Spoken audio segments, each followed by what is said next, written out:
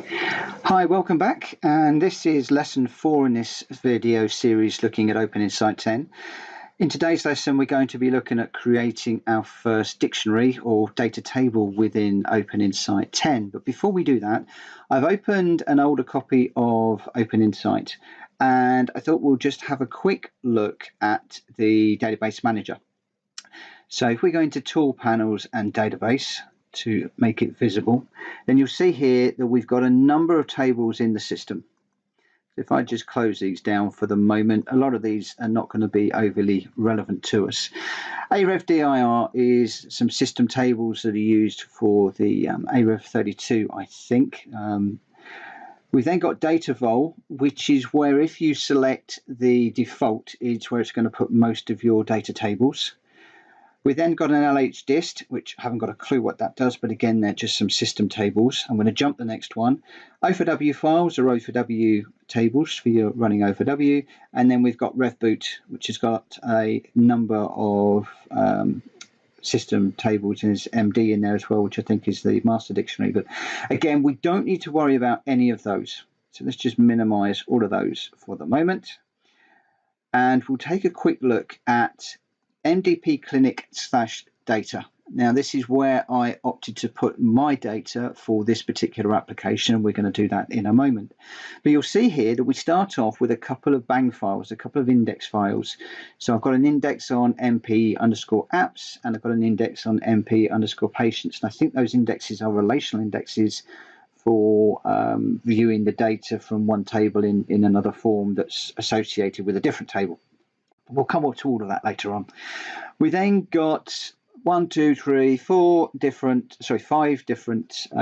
tables in here. So we've got the MP patient, which is the first one we're going to have a look at, doctors, appointments, a patient's relationship table, and again we'll cover that when we do this relationship between the two tables in the one form. And then we've got system codes. These are system codes that are going to be used within the system. So I'm just going to look in this video at one of them, which is the patients one. Now if I open that up, it's been opened previously, so if I go across to my recent items, then I can click there and it will open. If you haven't got that, you probably won't, then we can open the tables by clicking the open off the start menu. Locating OpenInsight tables. Now this window here, these are all configurable by dragging and dropping. So you'll probably find your OpenInsight tables are way down. I tend to have OpenInsight forms, tables and store procedures moved to the top because that's where I spend most of my time. I've also moved up pop-up boxes and messages. And so the things that I use quite frequently, I move to the top. And then things that I use less frequently, I just drag to the bottom. You just drag those around. So if we click on OpenInsight tables, we get all of the tables that are available to us within the system, and there's quite a lot. Now this is where the naming convention comes in. Because I name all of my entities MP_, I find that all of my entities are grouped together within this big long list. If I just had the table called apps, doctors, patients, system codes, then I'd have apps at the top here, I'd have doctors here, then I'd be coming down looking for patients down here, and the system potentially right way down the bottom here could even be off the screen. So my advice will be to make sure that you use this naming convention.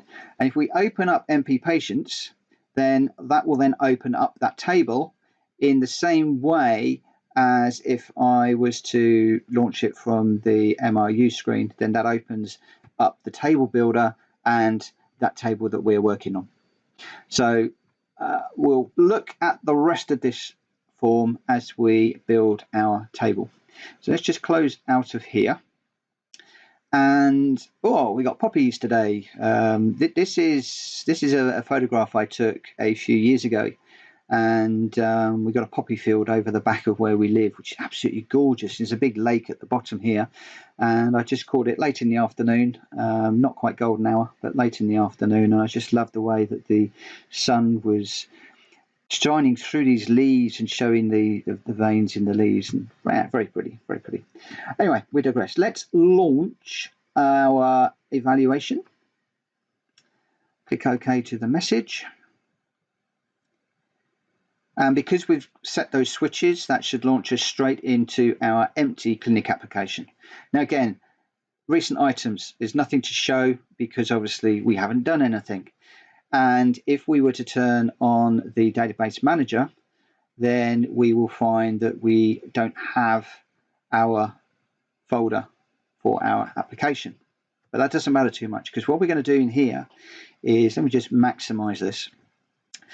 We're going to go new. And in this instance, we're going to be looking for a table. So we've got database components at the top. These are all of the options. So we've got application row, cloud database source, OpenInsight database source, etc. I just want a straightforward OpenInsight table. So I click on the table and click OK. And we go into the new table dialog. So the first thing is we need our location. So if we click the search button, and we're going to look via directories. You could look at attached locations and define locations if you want. I'm just work with directories, find that easiest. And it's automatically going to default, as I said, to that data vol folder. Now, I want to have all of my tables in a specific location. And so what I'm going to do, and I can't remember where it is, I think it may be in the IDE settings. Bear with me just a second.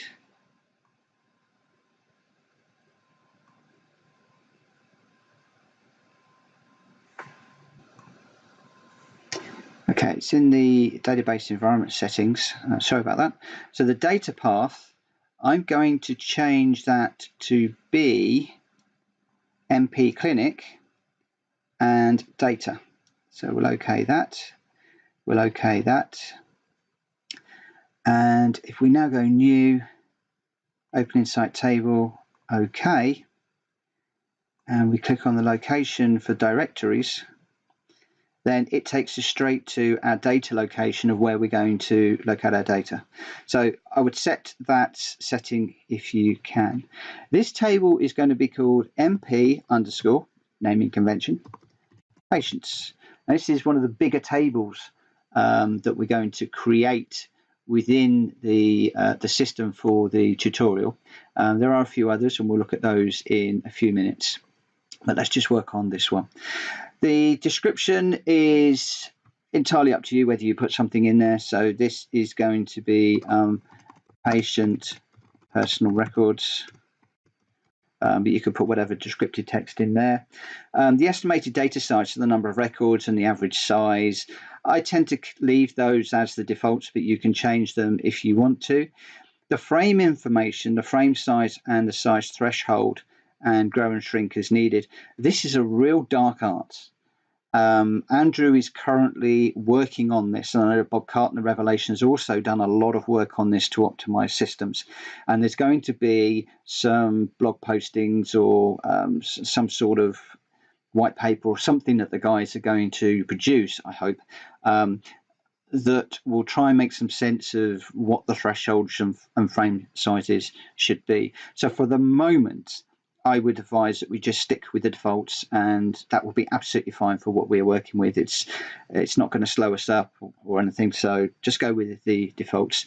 Likewise, with the create options, we're going to create a data portion now, and we're going to add to the current database definition. So that means that we don't have to create the table and then go into the database manager and add the table and then update the view, etc. So we just click OK there. That will then create our table, and we get the representation of the table on the screen in design mode. So this has gone away, and it knows that we want to create a table. It knows that we need to use the table builder to create the table. So it's launched the table builder in the IDE and opened up that table for us, the MP patients table. Now, over on the database manager, you'll see that it isn't actually displayed here. So what we can do is, if you do a define DB, do you want to define the current database? What it would do is it will remove and update everything. And then if we do turn that off and we turn it back on again, then now you'll see that we've got our clinic data and our MP patients table is listed there. And what I can do in here is I can right mouse click and I can open that table in the table designer. So this is yet another way of opening it. I can print the dictionary, I can rename the table, I can remove the table if you really want to. You can copy it, delete it, and you can add indexes, so B-tree, cross-reference, relational. You can rebuild and delete indexes. So all of the management controls that you need for that table is all available to you from within the database manager. And there's also different ways of looking at this view. So at the moment I'm looking at locations. I can turn off and on system and turn off and on dictionaries, and I tend to just have locations only enabled. And usually when I'm working, I just minimize these down just so that I can see the application ones. But you don't really need to spend too much time in the database manager, certainly for the moment. So we've got our representation of our table here. What I can do is, if I don't like the word key, and I don't particularly like the word key, I can select that cell and we'll call this one patient underscore number. We then tab, and if you do tab, you're going to get an assertion failed. We are tidying up some of these assertion fails. If you do get that, just do an ignore and you can just carry on. The type is field, a symbolic, or a group. In this instance, it's a straightforward field. Symbolics, we will be adding some in a moment. They're calculated columns. They're fields that don't necessarily exist. The data doesn't necessarily exist in the database. It's actually created on the fly. And then groups are where you'll group in different columns together. The key position of 0 is fine. And our data type, there's a number that we can choose in the system here. And for this one, I'm just going to go with an integer. And we just ignore that assertion again. Let's just abort that. We've then got the length of 14. That's fine. I mean, you could reduce that if you want to, but it doesn't matter too much because remember, OpenInsight is dynamic, so it will add or detract from that as needed. Justification, whether it's right or left, we'll stick with right. And whether it's a multi-value field or not, this isn't a multi-value field. And if it was a multi-value field and we got an AMV, an associated multi-value group, then we could have added that into the group. But again, I don't, so we're good. So if we now just arrow down, that will add that column, that row into the table, and it gives us prompts us for another column name. So if we just go back to patient number for the moment, on the right hand side we got table properties, so it's defaulted to the table tab, so we can see the directory of where our data is being held. You can also see the data file name. And now if you remember when we were looking at the naming conventions, I had in there that this particular table will be called MP patients. Then there'll be a dictionary, which is dict.mp patients. Well, in here you can see that the rev file, so where it is on disk, will be rev 53001. So if I just save this for the moment, and then we open up Windows Explorer and we go to where OpenInsight is installed, MP Clinic and data, then you'll see in here that these are the data files that we've started to create. So rev 53001 and 53000 are the files for this particular table. Why there are two, I'm not quite sure, but there are. LK is like the initial bucket that we'll be writing data into, and then we have an overflow, an OV. So when the first bucket becomes full, it will then trickle over into the overflow. And this all comes down to this sizing and threshold stuff that we mentioned earlier on, and wait for Andrew or Bob or whoever to work their magic. And so you can learn more. It's a bit over my head, but you can see here that the initial folder, the LK, is 1 KB and 2 KB. whereas the overflow, because we haven't got big enough LK, hasn't gone into overflow, is sitting on 0 KB. But those are the files that are created as you start to build your table. We've also got some header attributes, so the row count, average size. You can change your frame size in here and the primary frame if you wish, and the thresholds and everything else, the modulos.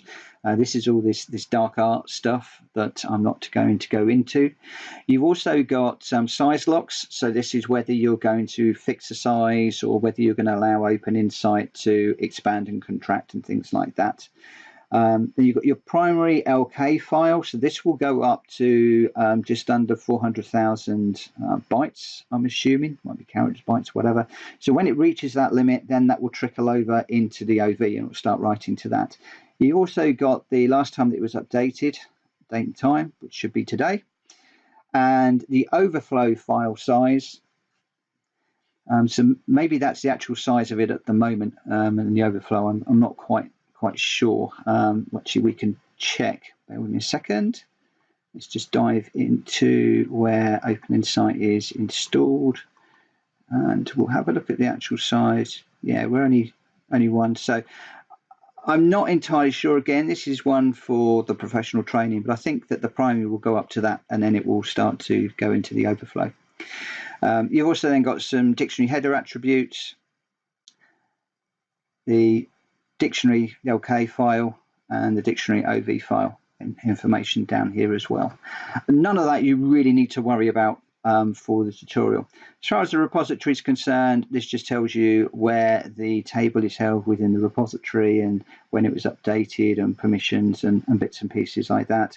And if you're running the source control management module, then you've got your source control information there as well. But what's more important is the column tab. Now the column tab gives you your core attributes, so our patient number, which is the column name, the field type, the data type, and the description. So we can give this a description if we want to as well, just by clicking the button there, and this will be the patient number which forms the record ID. Now you don't need to put a description in every single column. In fact, I don't normally, because mostly they are self-explanatory. But if you've got something that's a little bit unusual, then it might make sense to put a description in there, and we can widen this if we want to so we can see a little bit more. You've got your position, whether it's how many parts to the key, whether it's master, and validation. So the validation is going to be MD0. If we click on the button, you can see that we've got decimal, integer, dates and times, etc. So we opted for an integer, so we're just going to leave it with MD0, which is the option. We could do MD0, comma, or comma 0, and then what that will do is it will, as you get to 1,000, it will put a comma, so it'll be 1, comma 000. The issue with doing that in this instance is it's then not a numeric, and it then introduces some difficulties, especially when we're using a sequential key, which we're going to here. This is the default, so whether it will default to a counter or a current or whatever. I want a sequential key. So what's going to happen is whenever a new record is created in the application, it will prompt the user with the next key that's available. And that's quite a nice way of generating keys. Now, in the real world, you may well have a key of insurance number, in which case you wouldn't have a sequential key. You would just have national insurance number, and you'd probably just leave this as null or whatever. Not null is true, obviously, because we have to have an ID to save, so we'll leave that as it is. We then got our appearance and our conversion. Now the conversion here is MD0, so what it's going to do is it's going to put a comma in there. I'm actually going to take that out and just leave it as MD0. Whether it's multi-valued and any foreign table attributes, there aren't any. So as we go through and we're changing the values in the table, you'll see that they'll be updated here. In the same way, I can change this to a symbolic, for instance, and you'll see now that the symbolic has changed within the table. I'll change that back to a field, and then you'll see that the table properties have changed, so we're back to a field. And you'll also see when I had it as a symbolic, you'll see that the list of properties has changed. So now I've got a symbolic type where I can put a formula in, and we'll come to that in a short while. So you'll find throughout OpenInsight, this property panel is dynamic. It will be changing all the time as you are working within OpenInsight. So let's just crack on. So the next one that we want is surname. We'll just arrow across or tab across. So field 1, we're happy with that. We're happy with varchar, and we're happy with all of the different attributes. If you're happy with the attributes, you can just arrow down and then drop in the next one. So we'll have 4 names. Now again, I'm pretty happy with all of those, so I'll arrow down. Now the only thing to bear in mind is occasionally in the current version, if you are arrowing down, sometimes it doesn't always update the properties. So what I tend to do is when I finish this, I just arrow up and down. When I finished putting all of these, I just arrow up and down to make sure that the 2 controls are in sync. Revelation's aware of it, and hopefully by the time you are looking at this video, that will no longer be an issue. We need to have title, so that's Mr. and Mrs. whatever. We'll then have date of birth, and I'm just going to call that DOB. And on this particular one, we'll keep it as a field. We're happy with the position.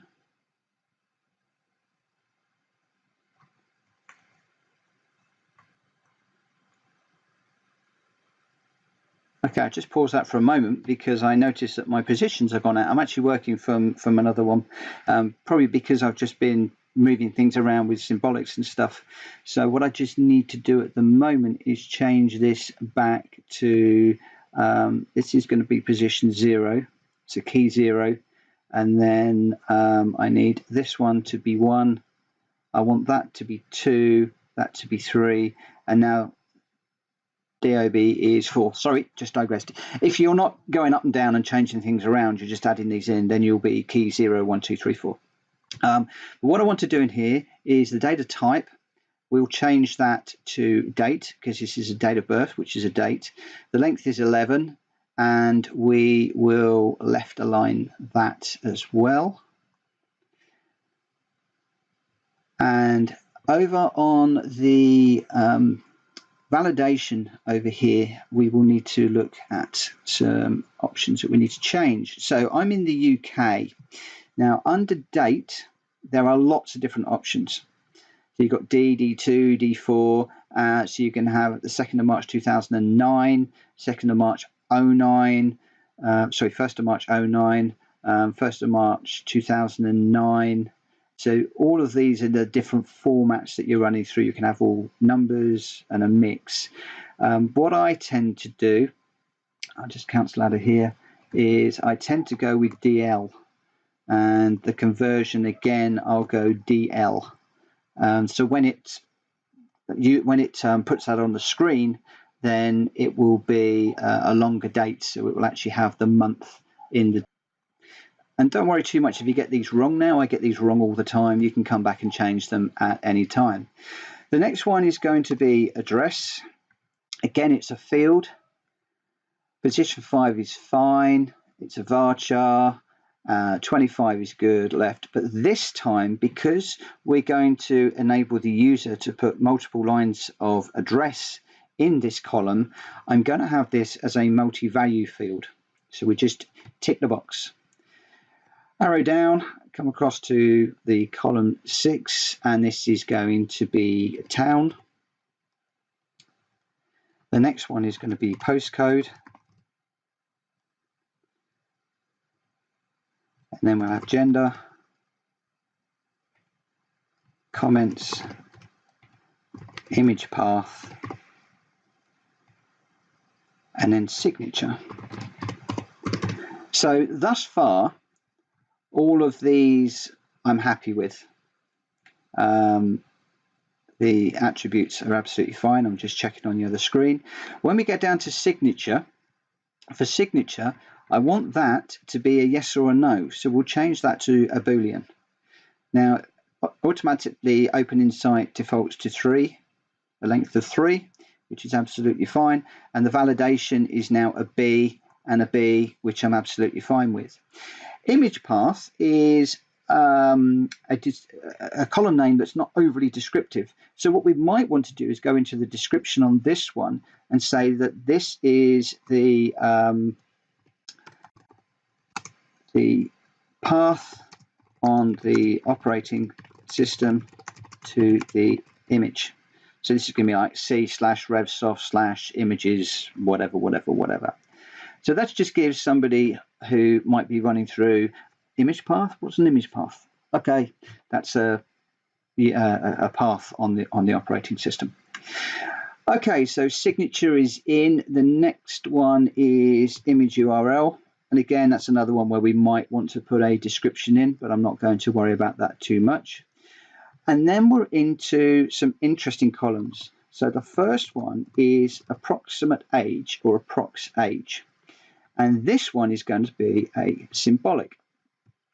Now, if we do a symbolic, you see the position changes to not applicable because it's not actually going to locate the data in the database. It's going to create it on the fly. We're okay with a varchar and 25 and left. All of that's okay. And at the end here in the formula columns, we got an @ans equals ...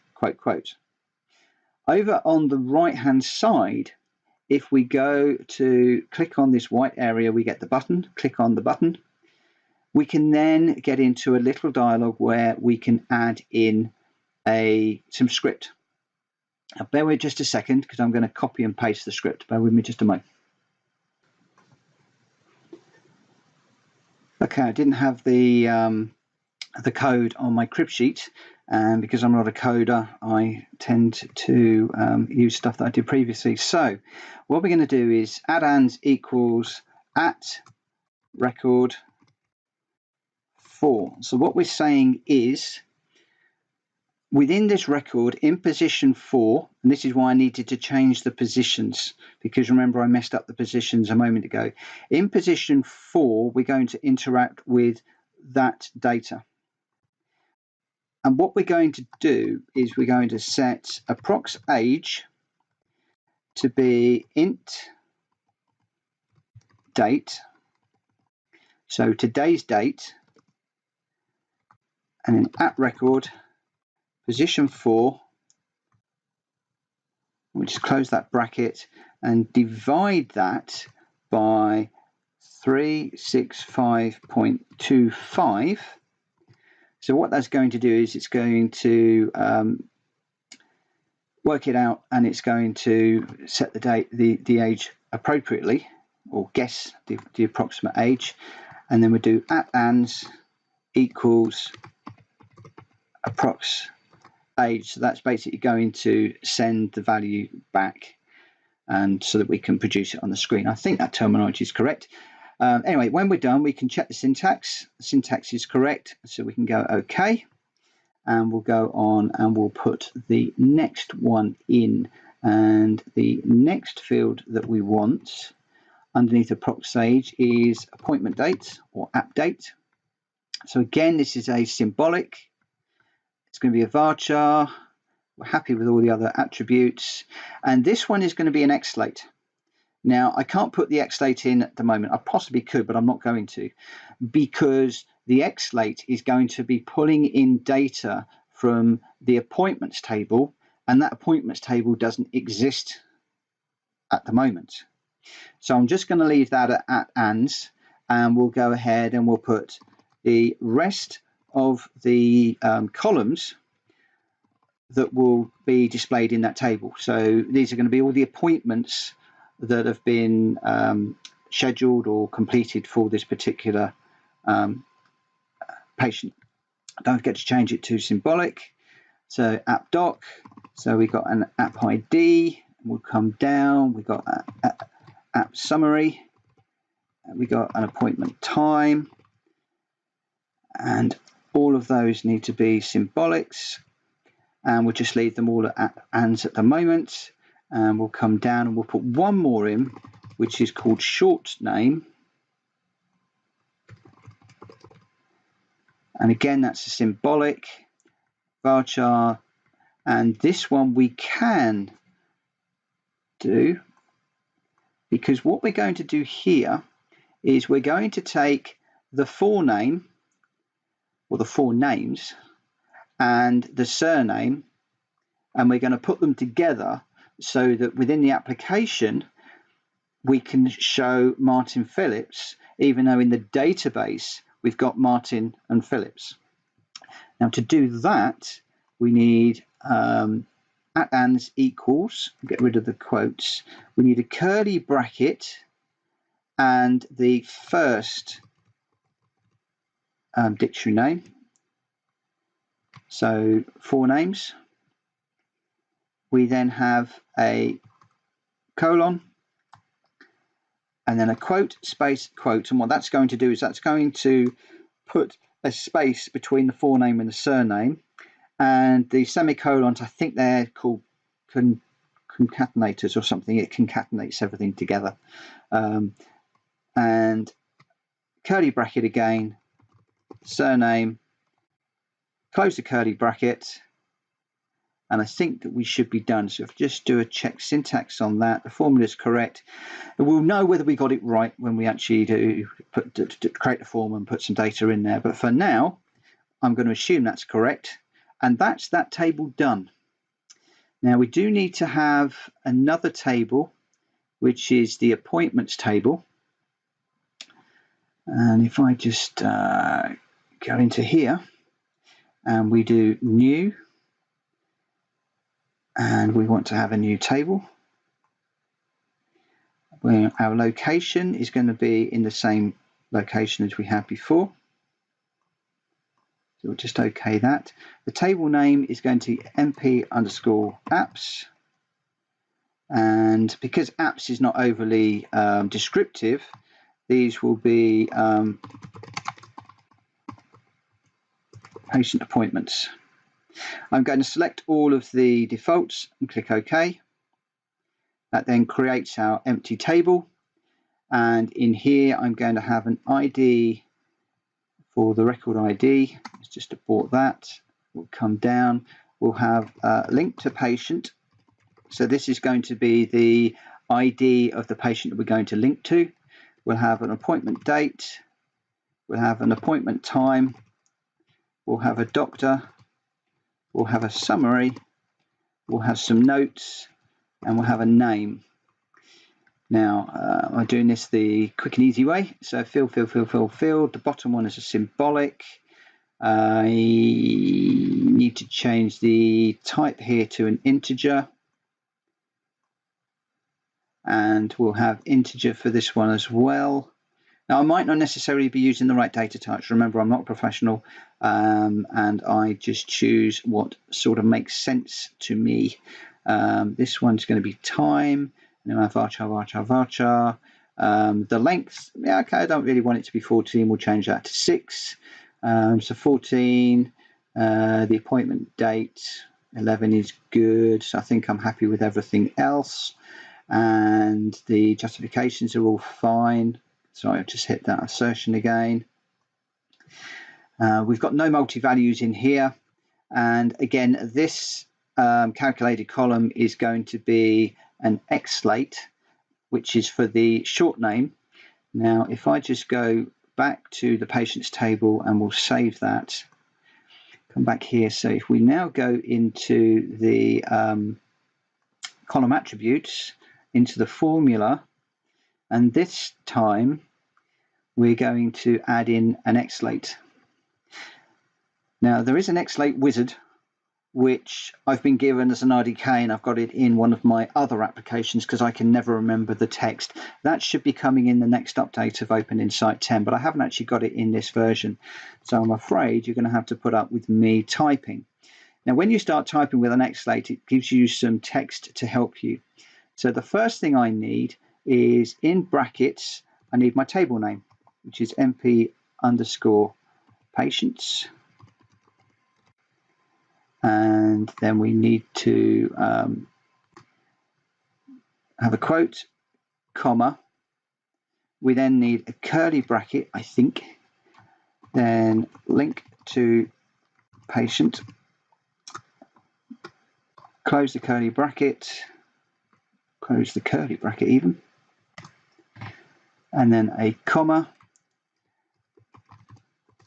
the dictionary item, and then we have an X at the end. Now if I do a check syntax, okay, I have got some errors, so bear with me just a second. I'm going to go back into the other application and just get the proper syntax. Okay, now you know why a salesman shouldn't be a developer. I've just copied and pasted that in. So add ans equals XLate and brackets around the whole thing.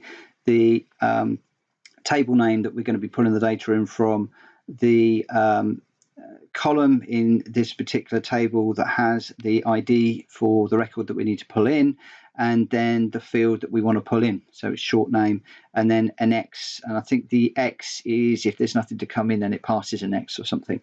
Now you know why I like the XLate Wizard, which unfortunately I haven't got here. So if we do a check syntax, now the syntax is correct, so we'll click OK and OK, and we're pretty much done with that table. So that's how you would do an XLate.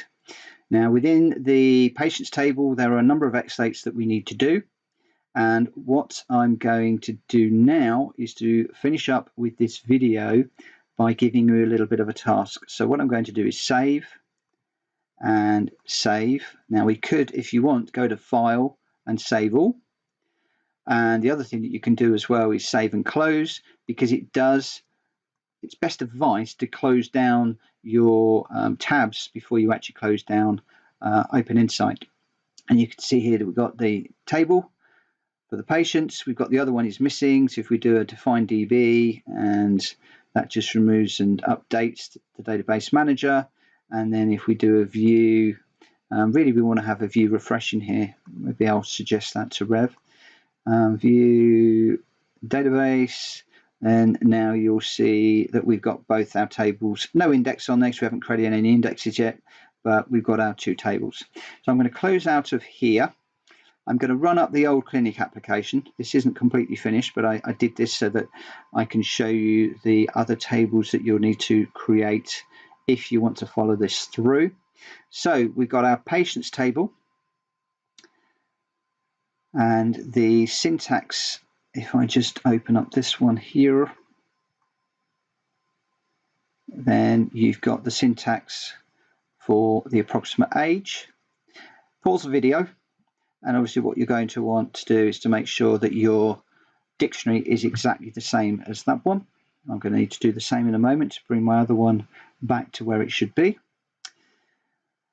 We then have the apps table. So again, for the symbolic, if I just open up that, drag that down a little bit, then you can see the code for the symbolic. So again, pause the video and then create that table. If you haven't got everything perfectly right now, don't worry too much, because we can go back and change this at any time. And I've probably forgotten things. I'll probably have to add some more things in as well. Now, some of the other tables that we have in the system, so we've got patients we've done, appointments we've done, so we've got doctors. So if we open the table designer, couldn't see it. Very simple, that one. Again, pause the video, create that table. We're going to need a patient's relational thingy. This is for the relational index. It's a very simple patient ID, patient apps, and just set that one up. And then for any system codes that we are going to have in the system,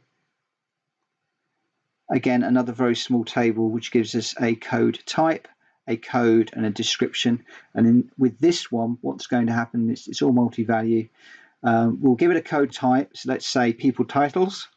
The code could be 1, 2, 3, 4, 5, and the description would be Mr., Mrs., Master, Miss, Professor, whatever.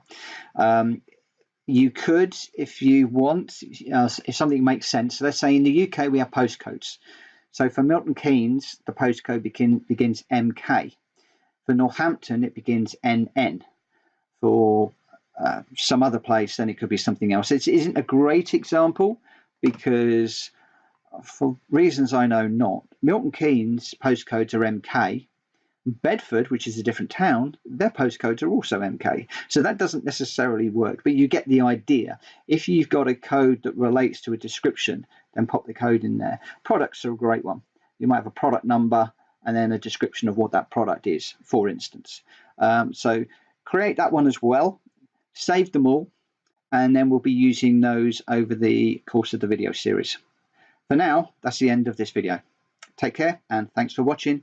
And don't forget to subscribe. Now that we're into building the application, a lot of the you can skip this video options have gone. Now, if you want to follow it through, you're going to need all of them. So click on subscribe so that you know when I upload the next video. And I welcome your comments, whether you find these videos useful or not. It's always nice to hear positive comments. If you've got something negative, drop me an email. It's nicer than doing it online. For now, thanks very much for watching. Take care. Bye-bye.